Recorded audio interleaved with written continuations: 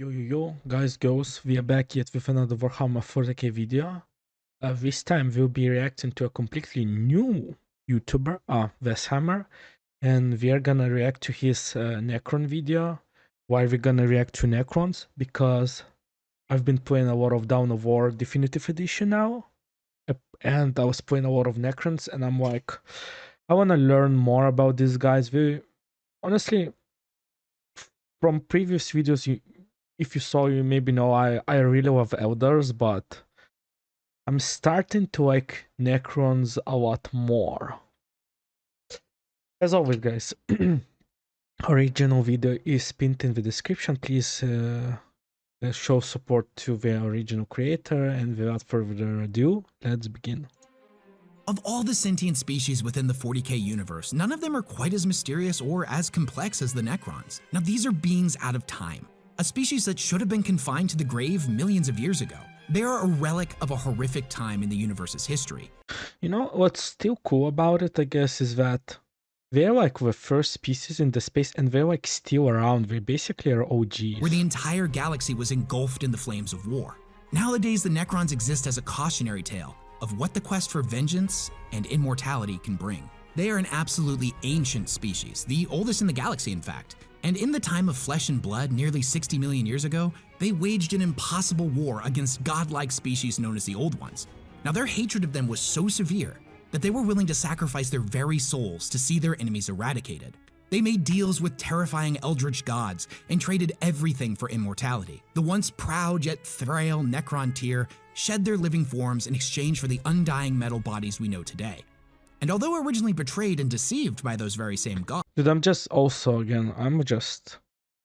looking at the design. They all look so great. the Necrons would suffer. So they look a lot different from like Dawn of War games they play. There's not like no wraiths, no like scarabs are here. Yeah. No one above them, and turned against their unholy masters, shattering and shackling them to their engines of war, turning their horrifying destructive abilities against those that would deny them as the masters of the physical universe. Now, these monsters at one point had been successful in conquering nearly the entire galaxy. They saw all life as beneath them and preyed on the living, feeding them to their gods like livestock. And then suddenly, they vanished. The unstoppable silver tide of death and horror that had enslaved gods and committed a million-year xenocide of unimaginable proportions. This part I honestly don't understand. Like they defeated the Old Ones. I understand that the orcs and elders were pushing on them. And I mean, at that time I think the orcs were like quarks. I still don't get why wouldn't Necrons just want to fight them. Disappeared without a trace, never to be seen again. Now, for millions of years, these stories were thought to be no more than a legend, a metaphor for the price of vengeance, or possibly even just a scary bedtime story that the Eldar would tell their children. But here in the 41st millennium, it has become apparent that these impossible tales were true, that the Necrons had returned, and they had come back to reclaim what was once theirs, and eradicate all that stood in their way. When the Necron tier shed flesh and left I did not expect this voice. death-form lesser creatures, we thought of only freedom from fear and making kingdoms that would never die. We did not think of what else immortality would entail. We thought in terms of wars and destruction and conquest.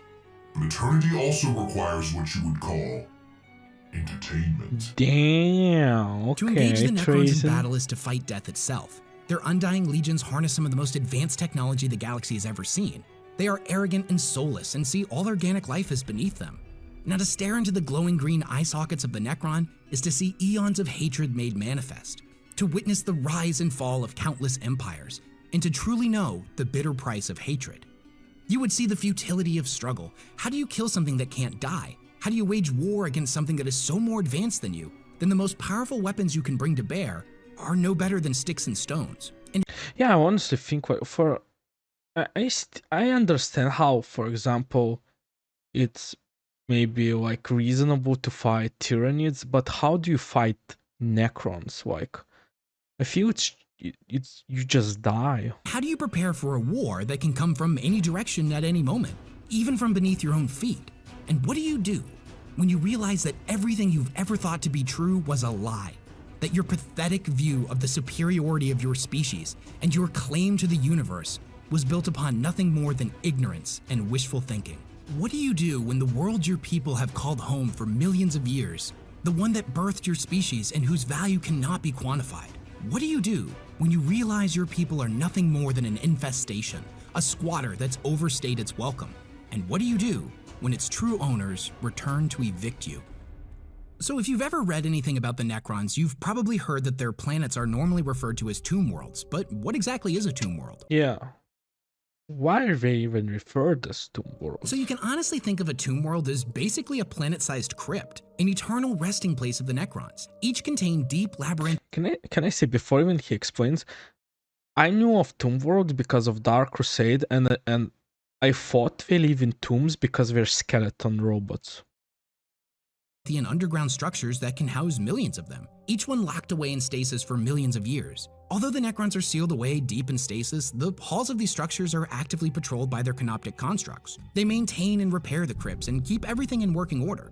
Is this like the thing that Iron Warrior, not Iron Warrior, Iron Hand's Primarchs killed? Eagerly awaiting the return of their dormant masters. So even though these structures are slumbering, they're maintained by incredibly complex AI systems that monitor the Necrons and keep the complex safe from intruders. These worlds these structures are confined to were once ruled by the Necrons during the War in Heaven. However, since these structures have lain dormant for around 60 million years, many of them have been colonized by new species. You would have no way of knowing that you're on a tomb world until it comes online and the Necrons try to remove you. So some species even try to colonize them, like they're living with these things. And like these things were off, and one day they just turn on. Holy shit. The process of which a tomb world can become active are numerous. It could be the result of a simple timer going off, geological activity that damages the structure, or even its AI detecting intrusive life forms within the confines of its halls. Now, it's not uncommon for eccentric and hopeful individuals to end up digging too deep within the surface of their world, seeking to mine natural resources only to discover the ancient crypt of the Necrons. Now, obviously hindsight is 20/20 here, but the correct thing to do would be fill that hole back up and pretend you never saw anything. Oh, really? So you just ignore it? However, the greed of sentient species knows no bounds, and the promise of ancient alien archaeotech is too tempting to be resisted. Now, this simple act of curiosity is often the catalyst that spells the doom of many a world. Now, however a tomb world ends up becoming active, when an awakening is triggered, it's basically the apocalypse. The complex begins to rise from beneath the surface. Massive earthquakes across the planet devastate the population. Oceans drain away and lava boils to the surface. Jesus. Now, amidst the calamity of natural disasters, the immortal killing machines begin to claw their way to the surface, rising up within the very foundation of their intruders' defensible structures. Quite often, this actually resembles something out of an old zombie movie. Undead robots literally rising from their graves to eradicate the living. Dude, jeez, imagine you're like on Imperial world and it's a tomb world and they all awaken, man. It's just over. Swarms of alien constructs blotting out the sun, and long dead lords rising from their graves to take command of their legions once again. In deafening silence, they ordered the destruction of the— Oh yeah, that's also always so freaking when I play Dawn of War as Necrons, they still make those like robotic sounds, but in the Warhammer universe they don't make any sounds like living, and a cleansing of the unclean from their sacred world. The weapons these creatures wield are unlike anything humanity has ever encountered. It is seemingly as advanced as it is ancient, mass-produced gauze weaponry that flays skin from the bone and can reduce the target to nothing more than atoms in mere moments. Even the lowliest of warriors is equipped with advanced targeting arrays that make them devastatingly accurate. Necron pilots are hardwired into their vehicles, their machines basically becoming an extension of themselves, and without organic bodies that are subject— See, in the games, there's no like in Dawn of War at least games, there's no like pilots. There's like those guys on platforms that float. the laws of physics. They're able to make absolutely impossible maneuvers that would kill a normal flesh and blood pilot. The majority of their soldiers are immortal, unthinking, literal killing machines that seek to purge all life from a world. The attacks come with no warning as the world's defenses are quickly overwhelmed. All organic life is atomized and the Necrons take no prisoners. If a species is fast enough to get it, But maybe that's even good. So if you're like, you're not gonna get tortured or, sacrificed to chaos gods or Drukhari or orcs won't, you're just gonna, this is probably the fastest way to go, no? distress beacon out, the world their allies come to defend will look radically different. The architecture of the previous owners has been left in ruins, and all that remains of organic life is but dust in the wind. Instead, they find colossal monolithic structures of ancient alien design, architecture that hasn't seen the light of a sun in 60 million years. They are met with unbelievable resistance from a newly embedded ruler. Now, what makes the Necrons particularly dangerous is the fact that they're all basically immortal. Each one is comprised of a living metal substance known as the necrodermis. Their bodies can repair themselves from all but the most catastrophic of damage. But again, how do you even fight this? Like, I think, like, how is when those Imperial Guards who can use the whole world destruction, I don't remember how it's called, do they just use that thing on Necrons? Now, if the damage is too great to be repaired in the fight itself, they can also utilize a phasing technology. This teleports the wounded or crippled individual and all of their equipment out of the battle and back to the safety of their tomb world. Their ability to heal themselves is known as the resurrection protocols, and this allows them to take enormous amounts of punishment and heal from practically any injury.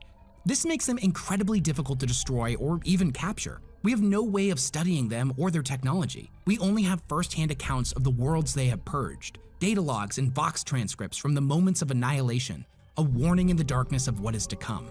And here's the thing about the Necrons. They're a particularly arrogant species. They see no difference between the forces of humanity, the slaves to chaos, or the various alien races that inhabit the galaxy. All are vermin and must be purged. The galaxy once belonged to the Necrons, and they've come back to reclaim it. Their conquest of eradication will never end so long as the living still draw breath within their kingdom. Now, depending on when you started reading about the Necrons, their lore has actually undergone a couple of different iterations over the years. I swear to God, I feel like even when I started, we were just robot Terminators. Now, the old lore basically portrayed the Necrons as an unstoppable tide of robot zombies, Terminators that would appear without warning and purge all life from a planet. There was no reasoning with them, no communication, and they were beyond mysterious. Yeah, this one is practically Wraith. nothing about them. And that was honestly kind of part of their charm. They were meant to be this super mysterious and horrifying entity, an archetype of terror. They existed to demonstrate just how brutal and unforgiving the galaxy truly was. That for all of our understanding and all of our knowledge, there were things in this universe we couldn't even begin to comprehend. That our persistence was Are these like old Necrons? Very Terminator. ultimately futile, and the superiority of mankind nothing but a myth. However, more recent lore, for lack of better words, has actually kind of fleshed them out quite a bit, giving the Necrons a voice, and ourselves a deeper insight into what they used to be and what they have become. Now, it was once believed that all Necrons lacked any form of consciousness. However, we know now that basically the more important a Necron was in life, the more sentience they maintain in their current form. This means that Necron nobles are incredibly intelligent and fully capable of communication, and have their personalities intact. Their minds are unburdened from the limitations of flesh. They are able to process information much quicker than a normal. So someone explained it in the game. So Dark Crusade, when you play as Necron Lord, he cannot speak, but the lesser Necrons, Pariah, can speak, and they basically speak for him. So how does that work? Human, and have various neural programs that enhance their minds even further. Now, one such cognitive upgrade is known as subminds. A Necron Lord who has been upgraded with such a thing basically has multiple brains. These are often reflections of their own mind, but hyper-specialized in certain areas.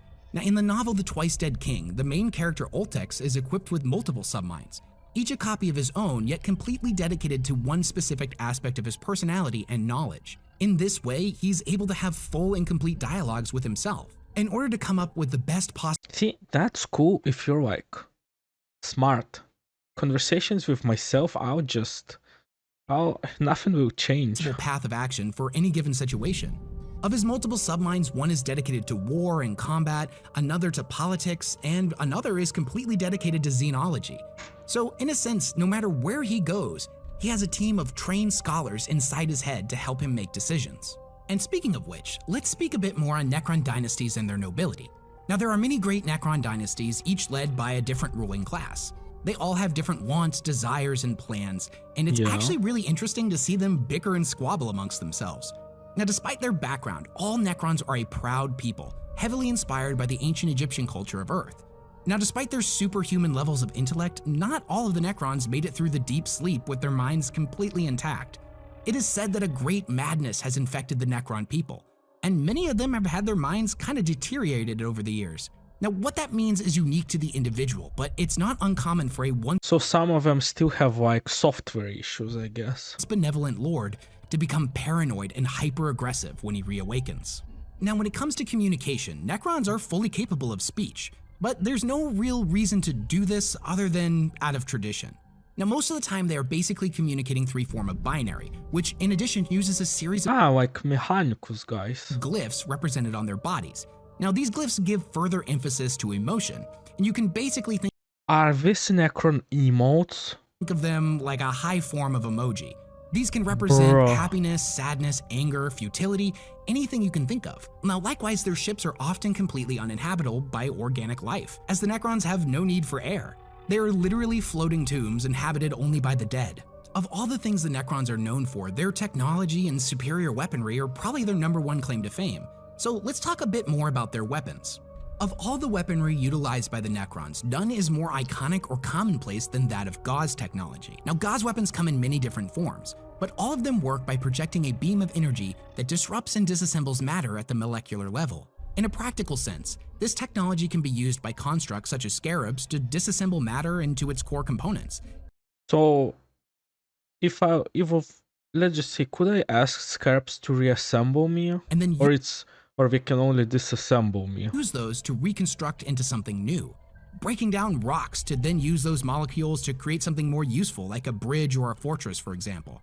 Now, when utilized as a weapon, the Gauss beam creates a devastating effect on living flesh. What is It this? basically breaks down the impact site and turns the target into dust. The effects of the beam What go layer is by layer this? on the Where is target, this tearing them from? apart piece by piece. Bro. Now, needless to say, this is a pretty horrific way to go, and the Gauss weaponry is rightfully feared.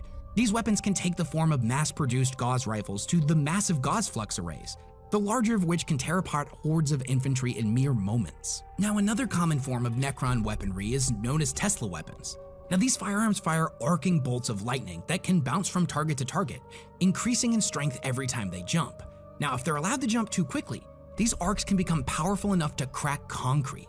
Now, although an interesting fact about them, these weapons are normally used more for engaging with a lot of lightly armored foes, whereas the Gauss You know, it's strange seeing this picture because usually Ultramarines are on top, but I guess even they cannot, like, defeat Necrons. weaponry is much better against highly armored targets. Now, particle weapons are completely different from the first two. Wait, there's also differentiations between the weapons? I just thought all of their weapons shoot green lasers that do insane amount of damage. But there's differences to them. Whereas Okay. Gauss weaponry disrupts matter and causes it to break apart, a particle weapon basically energizes atoms and causes them to violently be repelled from one another, the target literally tearing itself apart. Now, this can render human soldiers into piles of goo or cause Listen, I understand that, but I understand what he's saying, but I can't comprehend it. Does that make sense? It's like, to me, it's like, it's the same. Like, the first laser turns you into dust, the second turns you into goo. tanks to collapse in on themselves, as the atoms that held them together are ripped in every direction.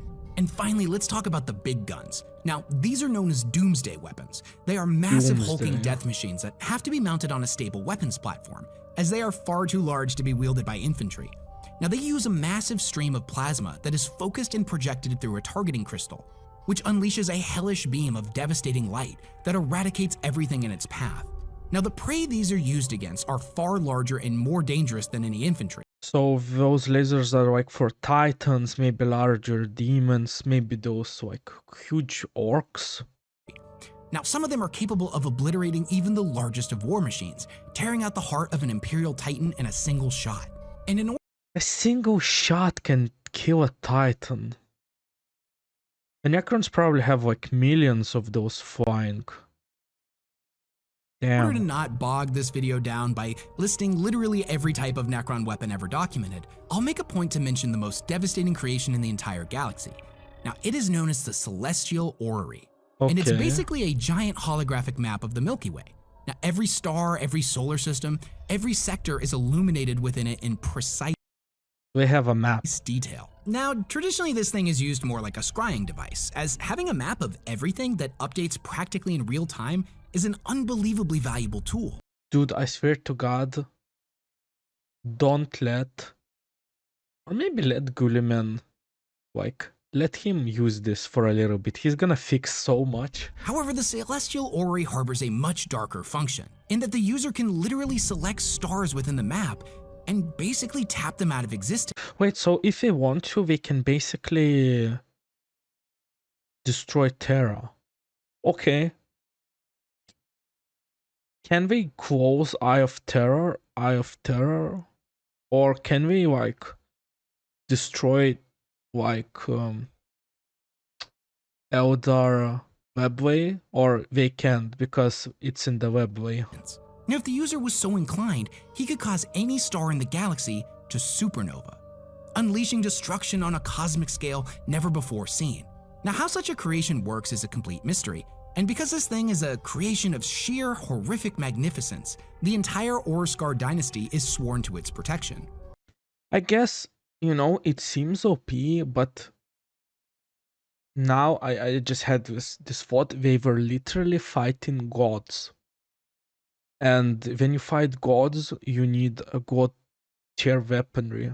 And I don't think now Necrons, like, they don't really fight gods. They fight the lesser creatures. So they don't think I think they want to, like, maybe prove that they can win without using this map. And although many other dynasties or even forces outside of the Necrons would love to get their hands on this thing, the Orskar I'm dynasty sure. will eternally defend it with their Dude, I swear, if Imperium of Man gets hands on this thing, every Xenos planet is gonna explode. lives. Seeking counsel with the Celestial Orrery is not something that's out of the question, it's just very difficult to do. Now, in the novel The Infinite and the Divine, Trazyn was able to use this thing to locate a particular device of interest to him.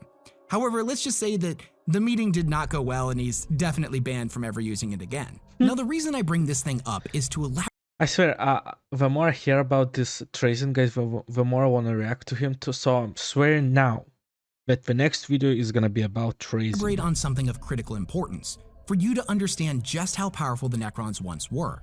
You see, the War in Heaven was an event 60 million years ago that saw the entire galaxy engulfed in war. Every conflict we see in the 41st millennium supposedly pales in comparison to just how horrific this time period was. The Necrons had created weapons capable of killing gods, and after the war had ended, the Silent King ordered the destruction of all of them. Wait, so if I'm understanding correctly, they had even stronger weapons, and the Necron leader was like, we need to destroy them, but the map still remains. They didn't consider a map like a Avenger level threat. Holy shit. Seeing no reason for such terrifying weaponry to exist, as the cost to the universe would be too great if they ever fell into the wrong hands. The Celestial Orrery was allowed to remain Yeah, this is crazy. What? functional. So if this thing got the pass, we can only begin to imagine just how insane the other weapons must have been.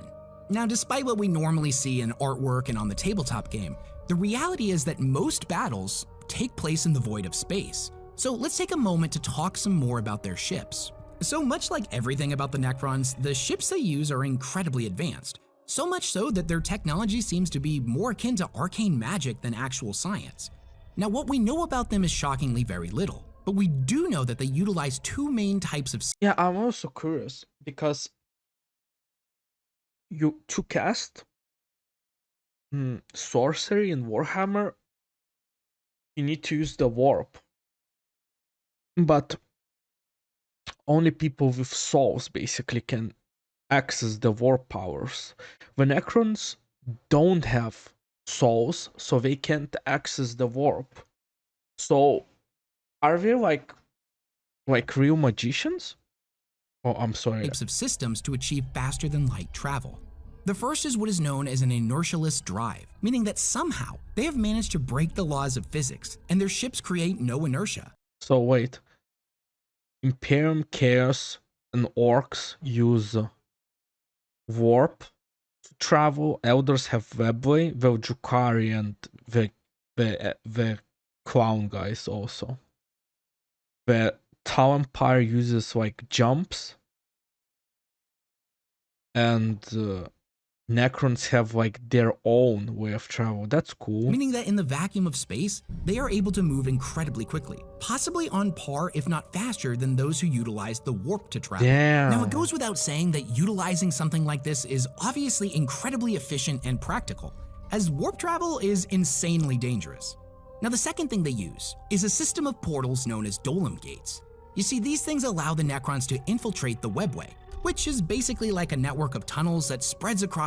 Okay, so are these gates somewhere in the space, or we have to build them every time? Like, you know, if I think if some, let's say, Imperial fleet is flying and we see the gate, do we just destroy it, I guess? The known galaxy. They exist as basically a pocket dimension between the warp and real space, and are traditionally used only by the Eldar, as anyone who was able to infiltrate them would quickly get lost within their vast labyrinthian network of tunnels. Oh, so I guess if people see these gates, we just don't go near them.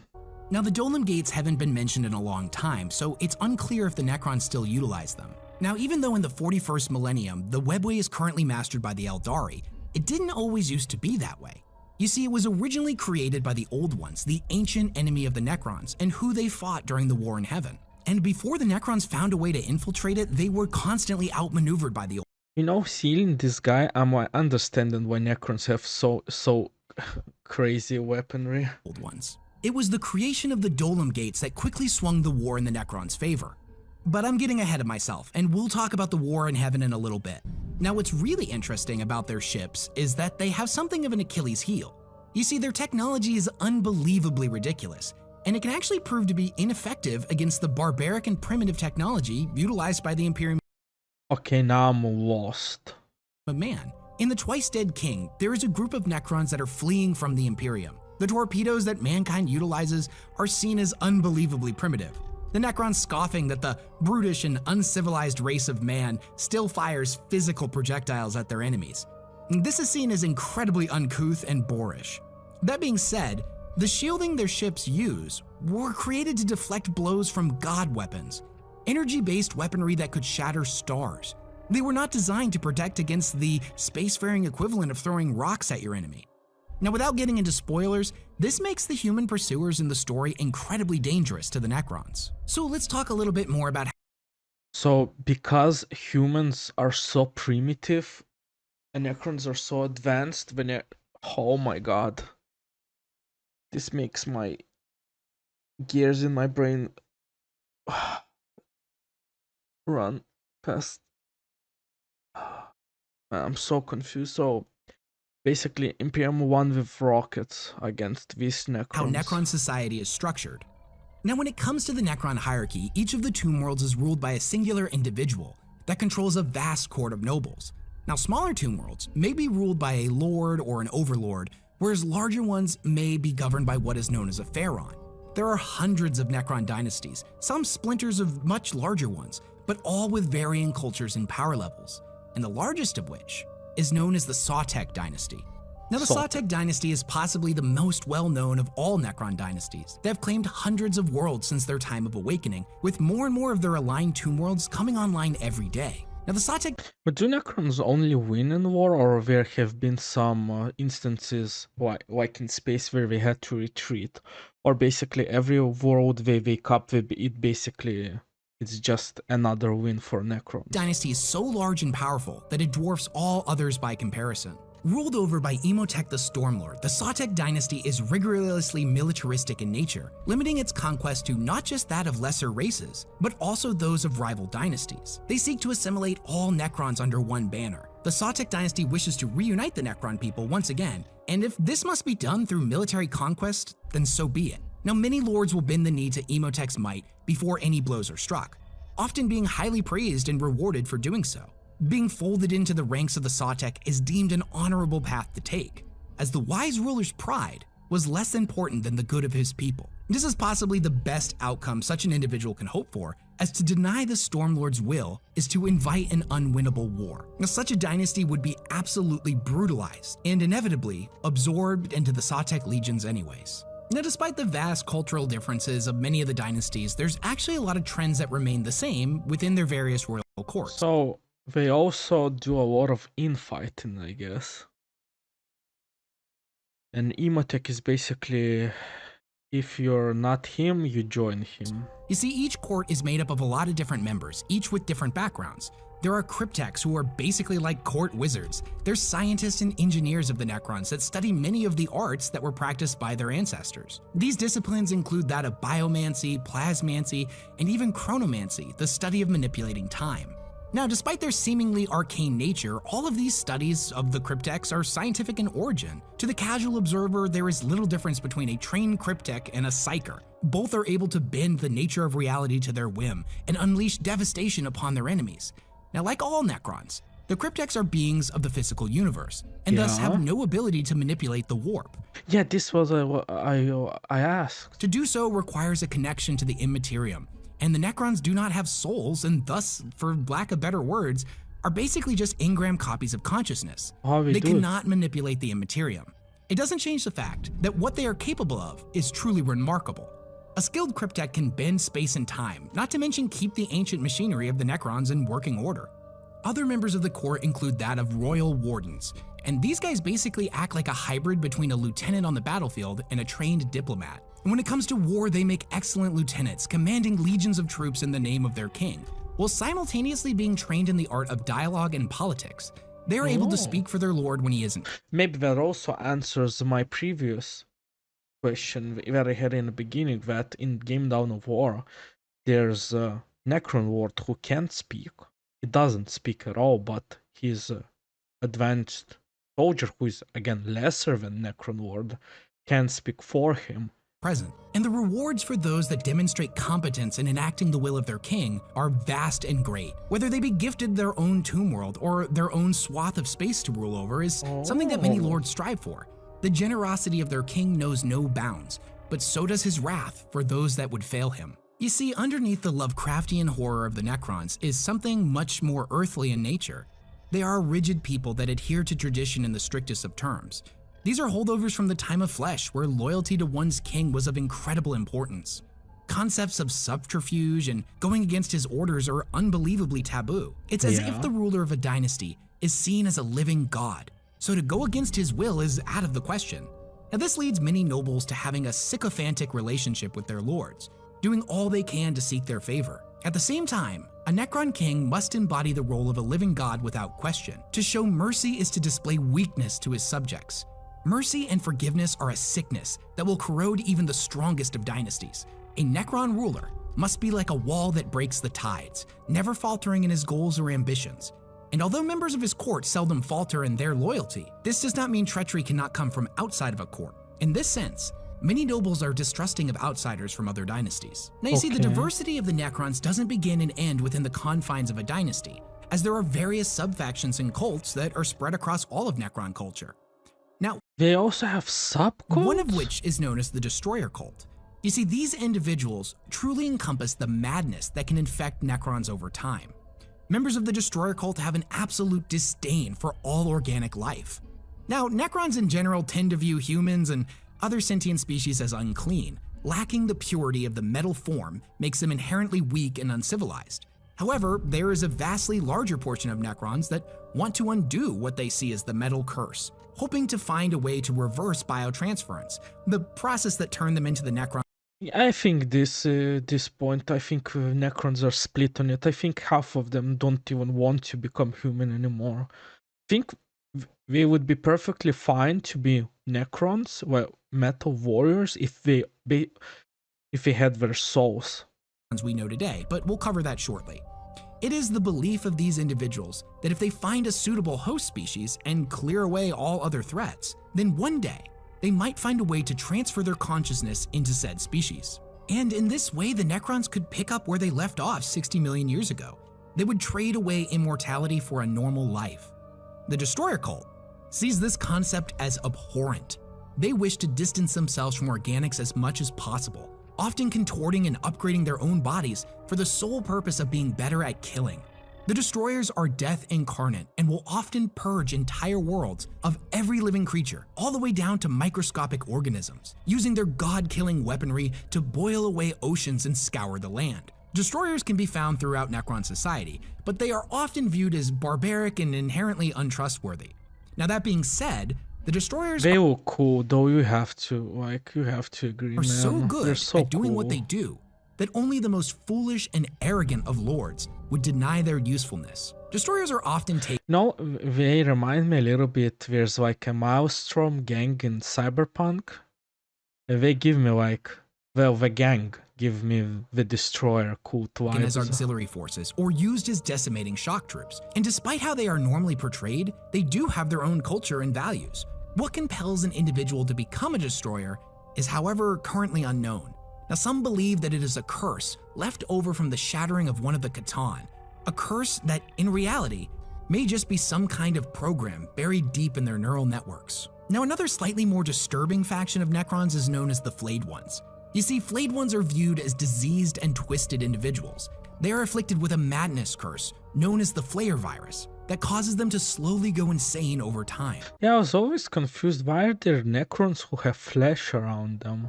Now, once afflicted with the Flayer virus, a Necron will begin to crave the taste of flesh. Now, this starts small But at he first. can't eat. The individual may take a finger or some other grisly trophy from the battlefield and consume it in secret.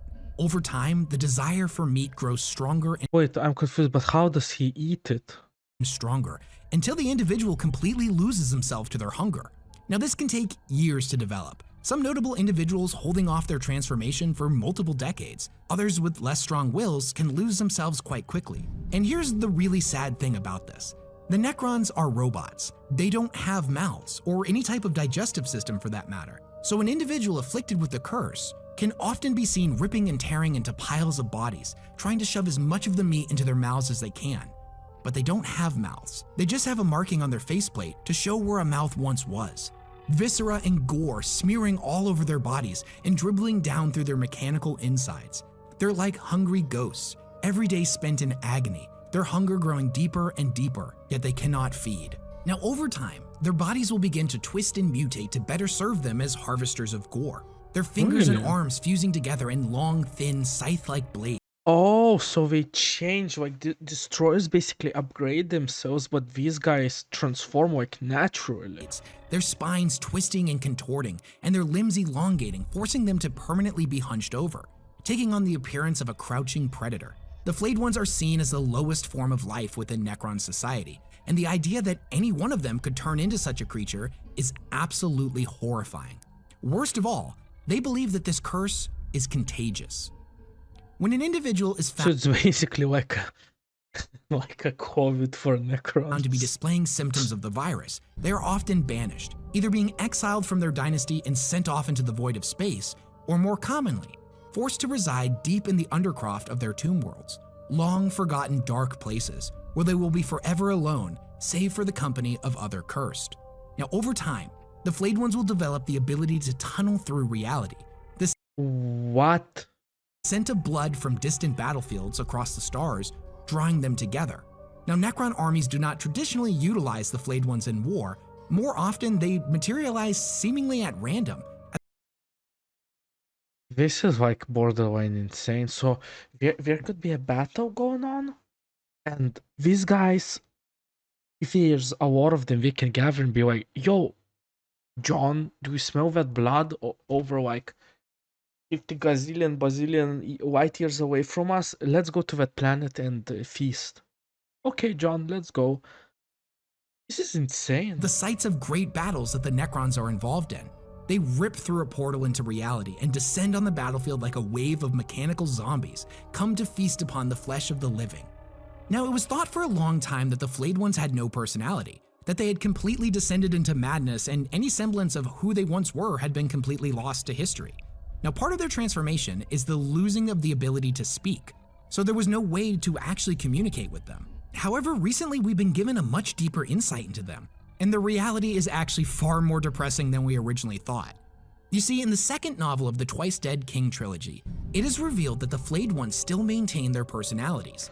They are not as insane as we once thought. Now, they communicate through a series of taps, tapping their claws out in a binary system to communicate messages.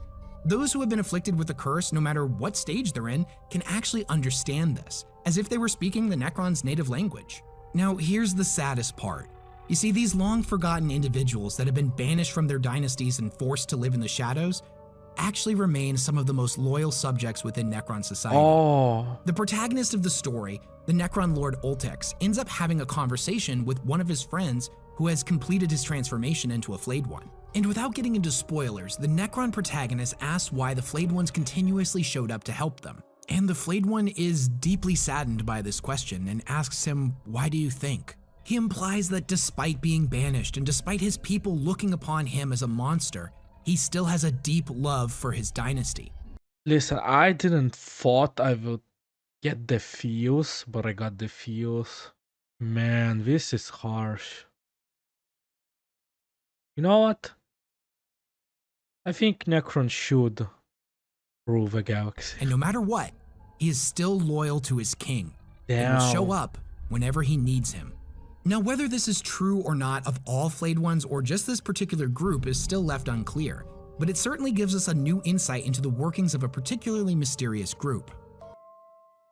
My people shackled the stars and broke mortality when the species you sprang from had barely left your slime pools. Our wars burned reality, and the dominion of our kings was without limit.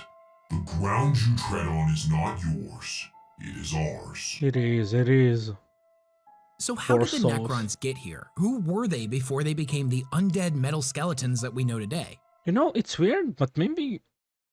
listen, I have no idea about content creation, but maybe this had to be in the beginning, because out of everything, now we go to beginning. Now, way back in the before times, the Necrons did not exist, but the species that would inevitably become them was known as the Necron tier. Now, this was a cursed and frail species that had the unfortunate fate of being born on an uncaring world next to a super radioactive star. Now, their planet was barren and hostile to life, and the sad truth of the matter was radiation sickness and cancers ran rampant through their society. They lived incredibly short lives, and their lifespan was filled with pain and suffering. Now, despite the overwhelming odds, the Necron tier endured. They weathered the storm that was their destiny. Is this Sazir from League of Legends? And through some miracle, managed to reach the spacefaring age. Now, the Necron tier knew that if they stayed on their world, their species would inevitably wither and die. As through the generations, their species' deterioration was getting worse and worse. So they built vast ships and set off in every direction, desperately trying to find a new place to live so that their children would at least have a chance in this cold, hard galaxy that didn't care about them. Now, as luck would have it, they did encounter new worlds that were habitable, and this inspired a hope that the Necron tier had never experienced before. Here was their chance to start again, Oh, so they moved to those to worlds. give their people a real fighting chance. However, fate is fickle, and the curse of their homeworld followed them into the stars. Now, many generations would pass, and even though these colonizers were many light years away from their homeworld's sun, its light cast a far-reaching shadow, and the children born of these worlds still displayed signs of radiation sickness. No matter how many years passed, the new offspring's life expectancy remained the same. Just because they had escaped their world hadn't meant that they had escaped its curse.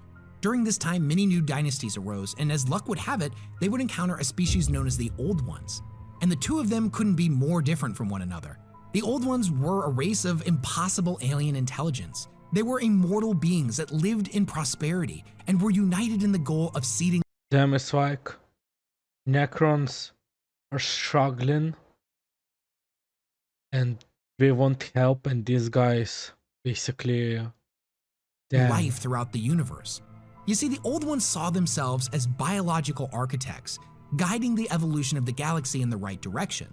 They would travel from planet to planet, placing the seeds of life upon each new world they discovered. Now, the Necron tier saw great potential in an alliance between the two species, and begged them for assistance. It was truly an example of the haves and the have-nots. The Old Ones had everything, and the Necron tier were dying. Their children were dying. Their civilization would inevitably collapse, and like a gift from the gods, suddenly the Old Ones appeared to them. Now they begged them to share with them their secrets of immortality. They begged them to save their children, and above all, The problem, I don't think they even would want immortality. I think they just wanted a cure to like live life, you know? the rigid and proud Necron dropped to their knees and begged the strangers for help. And in a seeming pattern of misfortune, the Old Ones refused them. This is crazy though. Now, Man, the Old Ones followed a code kind of makes me mad though. I kind of want to slap this thing. very similar to the Prime Directive in Star Trek, choosing not to interfere with the destiny of the civilizations they encountered. The Necron were on their own, but they wished them the best of luck. Something broke in the Necron that day. Here were beings capable of anything, that lived forever, that through no effort could save them, and yet they were refused. The rage and hatred the Necron felt for them cannot be understated, and with no thought of the seeming impossibility of such an action, the Necron declared war on the Old Ones. As one could expect, this would not go well. The Old Ones had no desire to fight them, but would defend themselves, and they were vastly more advanced than the Necron. So Necrons lost. Time after time, defeat after defeat, the Necron were pushed back and crushed against the technological superiority of the Old Ones. Now again, this was a war that the Old Ones had no time for and didn't want to be involved in the first place, and at any point would have agreed to peace. But the Necron were relentless in their hatred, and the festering need for vengeance was growing deeper and deeper with I think also this like hatred maybe like united the Necrons as a whole, you know, because they had a goal basically now. every defeat. Now, if any good was to have come from this for the Necron people, it was that the united hatred of a singular enemy brought all of the dynasties together, which before this, wars between them had been rather commonplace. Now the Necron were united in their goal of eradicating the Old Ones. However, this seemed like nothing more than a dream of revenge, never to be brought to fruition. That was, however, until they encountered another species, one that rivaled the Old Ones in power and would prove to be the polar opposite of them, a species with no desire to spread life, only to consume it. Ancient beings that had complete mastery over physical reality, star gods of devastating and terrifying proportions. These entities were known as the Catan. Now, how the Necrons first made contact with them is still a mystery. Some say they were encountered by the study of stars, while others say the manifestation of the Necron hatred acted like a beacon to them. However it happened, their meeting would fundamentally alter the course of history and would give the Necron people what they were so desperate for: power and immortality. One of these beings came before the Silent King and proposed an alliance. He said that they were familiar with the Old Ones, and much like the Necron they also had a deep hatred for them. He spun a tale about how the Old Ones were their ancient enemies, and for the galaxy to prosper, they must be purged. The reality is that the Catan were basically star-sucking vampires, massive beings of pure energy that would descend upon a star and leach out all of its energy, condemning all life in its solar system to death. So great was the hunger of the Catan that they spread across the galaxy like a swarm of locusts, destroying all in their path. Their existence was antithetical to the mission of the Old Ones to bring life to the galaxy, and thus the Old Ones declared war on them, seeing their existence as nothing short of blasphemous. Needless to say, this was not the story the Silent King was told. However, this great lie would prove to be fitting, as that entity's name would later be known as the Deceiver. So the Necron would come to accept the Deceiver's offer, I wish we would know that sooner, but and thus crafted for him and all the other Catan bodies of living metal. Now, this was made out of a stuff called necrodermis, which was one of the inventions of the Necron that they used in their starships. Now, this would inevitably be used to construct the metal forms of the Necrons we know today, but we'll get to that in a minute. Now, before this, the Catan were basically beings of pure energy, and with their newfound bodies, they were able to experience the physical universe on a level they never had before. Now, this alliance would prove fruitful for the Necron as well, because the Catan gave them remarkable gifts. Now, the powers of these individuals were like that of gods. They created for the Necron weapons and machines that they could only dream of. Invigorated by their newfound discoveries, their lust for war was once again ignited. The Necron were so enraptured by the power of the star gods that they actually began to worship them. And this makes sense because from the Necron-Tyr's perspective, the Catan were their saviors, and through their Yeah. power would they deliver the wrath of the Necron-Tyr people upon all that stood before them. The high and mighty Old Ones, who despite their self-proclaimed benevolence, condemned their people to a slow and agonizing death, and would soon pay for their hubris. The combined might of the Catan and the Necron-Tyr would see their empires burn to ash, and the great legacy that they thought to craft for themselves lost to the annals of time, all records of them purged from existence, so none would remember that such a species ever even existed. Now, the technology level and overall military might of the Necron-Tyr skyrocketed practically overnight. With the power of the Catan and their immensely destructive weapons of war, all would bow before the combined might of the gods of the physical universe and their esteemed mortal But I wonder, what about, so, I feel like, so let's just say all the Necrons were divided into like batches. So like the first batch went in, the second went in, and the third batch is waiting, and they see and the third batch sees the first batch, and maybe they're like, maybe we shouldn't do it. Like, really? They couldn't stop halfway? followers. But the Catan had made two promises to the Necron-Tyr people, that of power, but also of immortality. The next gift that they proposed would rid their people of their frail and sickly forms. They would be forever free from disease and suffering. The Necron-Tyr would become gods in their own right and would build kingdoms that would never die, and all it would cost them was their souls. Monolithic towering furnaces were constructed on every world that would burn away their withered frames and replace it with bodies of living metal, the same material that the Catan now inhabited. Now, the first to undergo the process of biotransference, as it would later be called, was none other than the Silent King himself. Oh, okay, so we saw the king, and we saw that he came out and he was still able to talk, and the people thought we are gonna be same as him, but we basically made them mindless zombies. Oh, okay, deceiver, I see your game. Now, he strode into the furnace, and all that he ever was burned away and replaced with undying metal.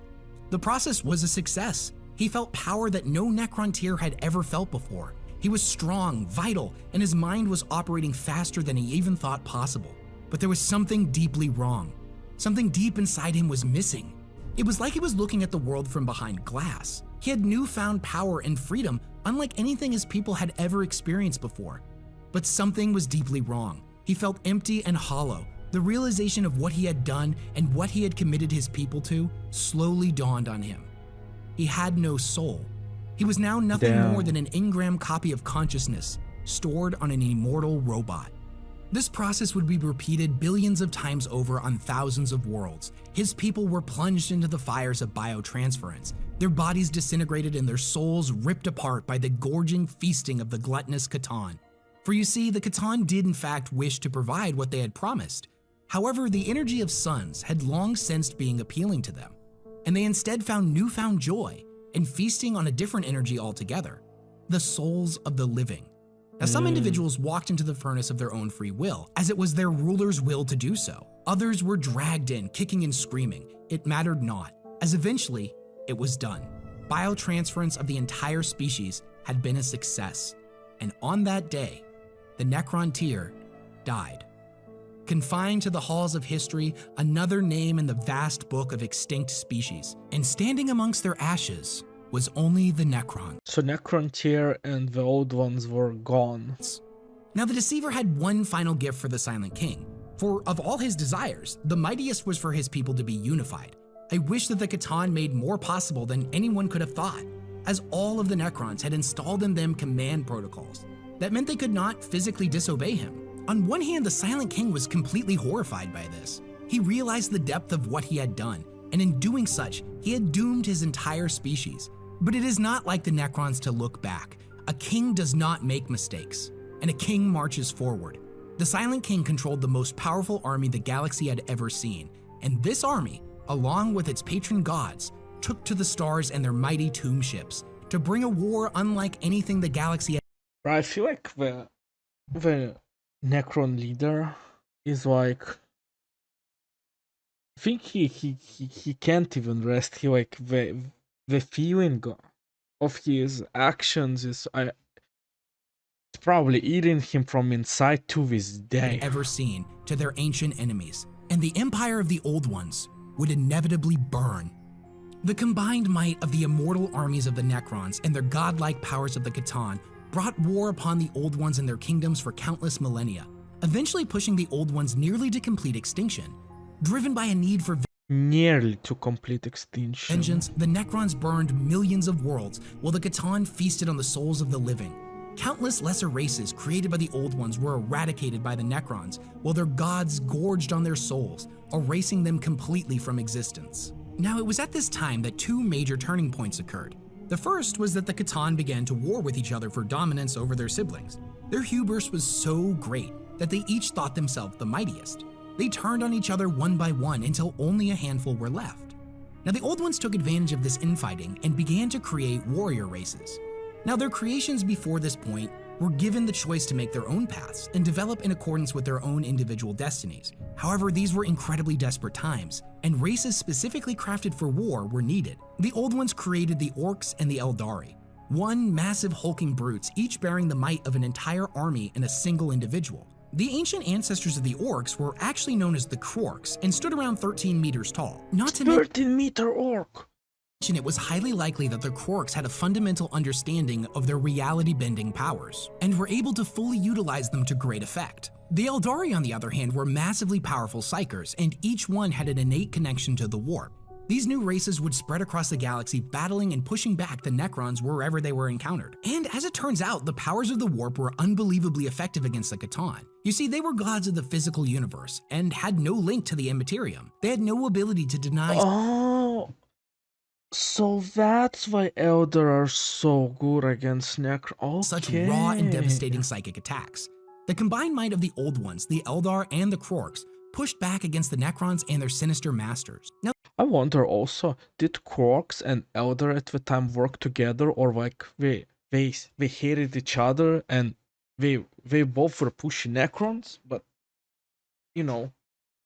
this is a time period that is incredibly shrouded in mystery, and it's on a scale unlike anything we've ever seen before. Imagine a singular war that spanned the entirety of the galaxy. Now, the one that we know in the 41st millennium is a galaxy that has millions of wars happening simultaneously, but there are vast sectors of space that are seemingly peaceful, or are at least removed from the greater conflict. Now, this was a battle that raged across all of the stars. We can't even really comprehend just how immense it was, or how many unique individuals were involved. There must have been millions of heroes, each with countless war stories that could fill entire libraries. Now, the Warhammer universe has around 600 Actually, I want for Games Workshop to actually maybe expand more into like those times, the War in Heaven. Dude, imagine how crazy characters we could get, but maybe in the future. novels written so far, and this time period could probably have far more than that written about it. It was so immense that it is aptly named the War in Heaven. Now, at one point during the war, the Catan tried to push back against the psychic onslaught by creating massive pylons made of blackstone. These were constructed on hundreds, if not thousands, of worlds across the galaxy. You see, blackstone is a material that cannot be affected by warp sorcery, and thus was constructed to try to tamper the enemy's ability to channel it. That's why we're everywhere. These pylons were used to hold back the warp, which before this, the Sea of Souls was actually a pretty tranquil place compared to the warp that we know today in the 41st millennium. It was the absolute onslaught of souls pouring into the warp day after day, and the unbridled fury and hatred of quintillions of individuals locked in internal conflict that began to make the Sea of Souls into a roaring maelstrom. The once tranquil denizens of the warp turned into twisted monstrosities, its once peaceful tides becoming a twisted, chaotic nightmare of pain and suffering. The warp became a sick reflection of itself and came to be known as the realm of chaos. Unfortunately for the Old So because of War in Heaven, the Chaos Gods became more active. I guess because trillions upon billions people Ones, died. a combination of the might of the Catan, their legions of Necron soldiers, and the dark and twisted warp manifestations that their own creations had unleashed, in the end proved to be too much for even the godlike Old Ones. As their kingdoms burned, the Old Ones disappeared from existence. Whether or not every one of them met their end during this period, or they fled our galaxy, it still remains a mystery. But the old ones were gone, and the Necrons had finally achieved their vengeance. But this wasn't the end of the war in heaven, for you see, the entire time the war had been going on, the Silent King had planned his revenge on a second enemy. The Catan had lied. They had tricked him into betraying his own people. And a king lets no slight against his subjects go unanswered. Zar commanded the Necrons to turn on their gods, and for all their intelligence and all their power, this was something the Catan were incapable of predicting, as they were hubris made manifest. The very concept that their subjects could rise against them was anathema to them.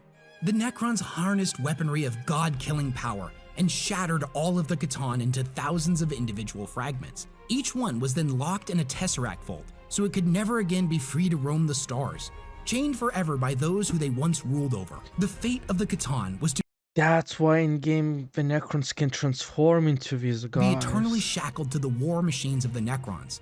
In the far future, their essence would be used to bring devastation to distant battlefields.